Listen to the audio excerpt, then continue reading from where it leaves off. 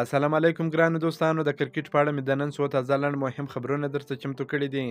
افغان لوبغاړي د سریلانکا په لیګ ډیر ښه وځلیدل او نور تازه معلومات مې هم درته چمتو کړي دي. په دې هیله چې ویډیو تر اخره وګورئ او ویډیو مو خوښه سي. که مو خوښه سوه د خپلو ملګرو سره هم شیر کړئ او که په دې چینل کې نوي یاست چینل هم در سره سبسکرایب کړئ. دا یو خبر نن یو ځل بیا په فیسبوک کې ډیر وینم چې ګواکې راشد خان د کرکټ بورډ لخوا یو ځل بیا د شلاوري لوبډلمشر ټاکل شوی دی. خو دا خبره کره نه ده، کوم حقیقت نه لري، ځکه راشد خان په خپله خوښه لوبډلمشر یې پرېښې ده.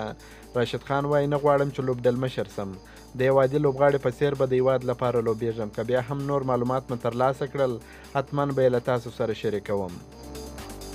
د افغانستان کرکټ ملي لوبډلې ځوان چټک توپ اچوونکی فضل حق فاروقي نن په بیګ باش لیګ کې د ګډون لپاره استرالیا ته روان سو ترڅو د خپلې لوبډلې سره یوځای سي. فضل حق فاروقي په بیګ باش لیګ کې د سیډني ټینډر لوبډلې سره لوبیږي چې نن استرالیا ته روان سو. نن په لنکا پریمیر لیګ درې افغان لوبغاړي ولوبېدل. کریم جنت او نوین الحق د نور احمد لوبډلې پر وړاندې ولوبېدل چې کریم جنت په 3 اورونو کې 13 منډې ورکړې، 2 مهمې ویکټ یې ترلاسه کړې چې ډېر ښایسته بالینګ یې ترسره کړي. ورسره نوین الحق هم په 4 اورونو کې 22 منډې ورکړې، 1 ویکټ یې ترلاسه کړه، خوندور بالینګ یې ترسره کړي. لوبه د کریم جنت او نوین الحق لوبډلې وګټل، د نور احمد لوبډلې وبایلل.